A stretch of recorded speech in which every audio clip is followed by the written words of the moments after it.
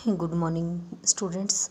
बेटा आज हम सूरदास के आखिरी पद को पढ़ेंगे। इस पद में गोपियाँ श्री कृष्ण के योग के संदेश पर व्यंग्य करती हुई कहती हैं कि श्री कृष्ण ने राजनीति पढ़ ली है, वो अधिक चालाक हो गए हैं और इसके साथ ही वह श्री कृष्ण को राजधर्म कि एक राजा के क्या धर्म होने चाहिए उसके बारे में बताती हुई कहती हैं। क्या देखिए, हरि है राजनीति पढ़ी आए। हरि श्री कृष्ण राजनीति का ज्ञान, राजनीति मतलब राजनीति का ज्ञान, राजा हो गए हैं तो उन्हें राजनीति का ज्ञान हो गया है। यहाँ इस पंक्ति में क्या कहती हैं कि इस श्री कृष्ण अब राजनीति भी पढ़ने लगे हैं। अर्थात कहने का भाव है कि वो अब और अधिक चालाक, पहले तो थे ही चालाक, अब राजनीति पढ़ने लगे हैं, राजा हो गए हैं तो वो और अधिक चालाक हो गए हैं। समूची बात कहत मधुकर के समाचार सब पाए। मधुकर भंवरा होता है और भंवरे के माध्यम से ही वह उद्धव को संदेश दे रही थी। आप लोगों को मैंने पहले बताया था कि जब वो योग साधना का संदेश लेकर उद्धव वहाँ पर आए थे तो उसी समय एक भंवरा यहाँ पर आ गए थे। उसी भंवरे को संकेत करती हुई गोपियाँ उस उद्धव को ये सारी की सारी बातें कहती हैं। तो यहाँ मधुकर है वो उद्धव के लिए आया है कि समझी बात कहत मधुकर के समाचार सब पाए। कि हे मधुकर, उद्धव, श्री कृष्ण ने जो हमारे लिए निर्गुण भक्ति का संदेश भेजा था उन सभी बातों को हमने समझ लिया है और जो समाचार श्री कृष्ण ने हमारे लिए भेजा था वह भी हमें प्राप्त हो गया है। अर्थात श्री कृष्ण का यह समाचार जो योग साधना के माध्यम से है कि श्री कृष्ण अब नहीं आएंगे, इसलिए तुम मुझे छोड़कर अर्थात सगुण भक्ति को छोड़कर निर्गुण भक्ति में ध्यान लगा लीजिए। इस तरह का समाचार हम गोपियों ने सुन लिया है। एक अति चतुर होते पहले ही अब गुरु ग्रंथ पढ़ाए। एक मतलब एक चतुर चालाक होता है, होते का मतलब होता है थे, कि एक तो श्री कृष्ण पहले से ही चालाक थे, अब गुरु ग्रंथ पढ़ाए और अब उन्होंने राजनीति के बड़े बड़े ग्रंथ पढ़ लिए हैं तो वो और अधिक चालाक हो गए हैं, जो हमें अपनी भक्ति को छोड़कर निर्गुण भक्ति या योग साधना को धारण करने का संदेश अब वो देने लगे हैं।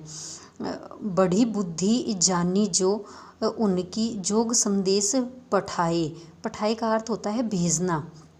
कि हमें लगता है, यहाँ व्यंग्य करती हुई कहती हैं इस पद में कि हमें लगता है कि श्री कृष्ण की बुद्धि और अधिक बढ़ गई है, जो उन्होंने हमारे लिए यह योग साधना का संदेश भेजा है, निर्गुण भक्ति का संदेश हमारे लिए भेजा है। इसको देखकर हमें ऐसा लगता है कि उनकी बुद्धि और अधिक बढ़ गई है। उद्धव भले लोग आगे के पर हित डोलत धाये। उद्धव भले मतलब अच्छे, आगे के होता है पहले के, पहले जो अतीत में जो व्यक्ति थे उनके बारे में कहा गया है। पर हित होता है दूसरे के कल्याण के लिए, डोलत धाये दौड़ते घूमते हैं। अब कहते हैं उद्धव को कि हे उद्धव, पहले के जो व्यक्ति होते थे वे दूसरों के हित के लिए दौड़ते रहते थे, घूमते रहते थे, दूसरों के कल्याण के लिए, उनकी भलाई के लिए कार्य करने के लिए वो हमेशा दौड़ धूप करते रहते थे। अब अपने मन फेर पाइए, चलते जू होते चुराए। और गोपियाँ कहती हैं कि हमें तो बस इतना ही कहना चाहती हैं कि हमें अपना वह मन दोबारा से मिल जाए। वह जो मन है जो श्री कृष्ण जाते जाते चुपचाप अपने साथ ले गए थे, हम बस इतना ही चाहती हैं कि हमारा वह मन हमें मिल जाए। इससे अधिक हम और कुछ नहीं चाहती हैं। ते क्यों अनीति करे आपुन, जे और अनीति छुड़ाए।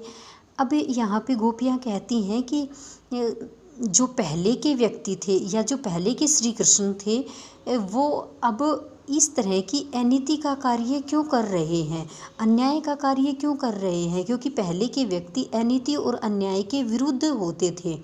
लेकिन और हमेशा ही वो अनीति को छोड़ने की बात करते थे। लेकिन अब श्री कृष्ण, और क्योंकि श्री कृष्ण भी पहले के ही हैं, राजा बनने के बाद वो बाद के हो गए हैं, और अब वो हमें इस अनीति या अन्याय के विरुद्ध काम कर रहे हैं। अर्थात पहले उन्होंने, श्री कृष्ण ने हमसे प्रेम किया, हम उनसे प्रेम करते थे, और अब वो इसी प्रेम को छोड़ने की बात कर रहे हैं, जो हमारे लिए असहनीय है, अनुचित है, हम उसको नहीं छोड़ पा रही हैं। तो वो इस तरह का संदेश हमारे लिए क्यों भेज रहे हैं?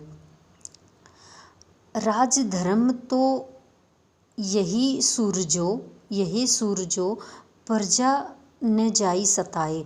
राजधर्म होता है राजा का धर्म, सूरदास। प्रजा न सताई, प्रजा को न सताना।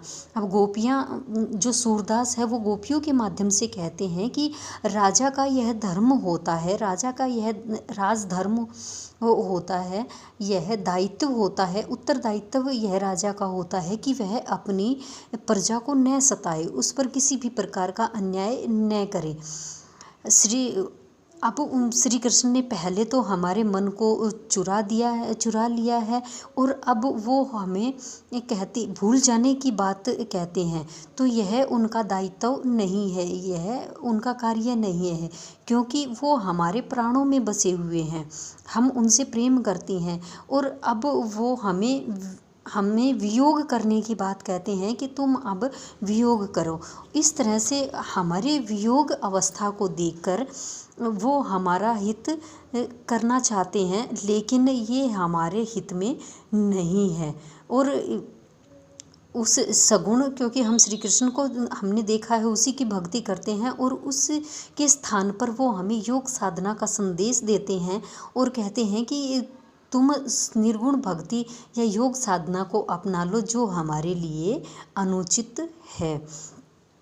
इस पूरे के पूरे पद में आप लोग देखोगे कि ब्रज भाषा का प्रयोग है, गीति तत्व है, और पूरे चारों के चारों पदों में आप माधुर्य गुण आप इसमें देखोगे। माधुर्य गुण भक्ति, जहाँ पर भी भक्ति आती है वहाँ माधुर्य गुण आता है, और इसमें तत्सम शब्दों का प्रयोग किया है। कोमल कांत पदावली है, सगुण भक्ति पर निर्गुण भक्ति की जीत को दिखाया है, श्रेष्ठता उसमें दिखाई है। इस पद में व्यंग्य दिखाया गया है, एक राजा का उत्तरदायित्व दिखाया गया है, ये सारी बातें इसमें दिखाई गई हैं। इसके अलावा इसमें अनुप्रास अलंकार भी है, बड़ी बुद्धि, इस तरह के जो शब्द हैं यहाँ पर अनुप्रास अलंकार को दिखाया है। ये सारा का सारा इसमें है।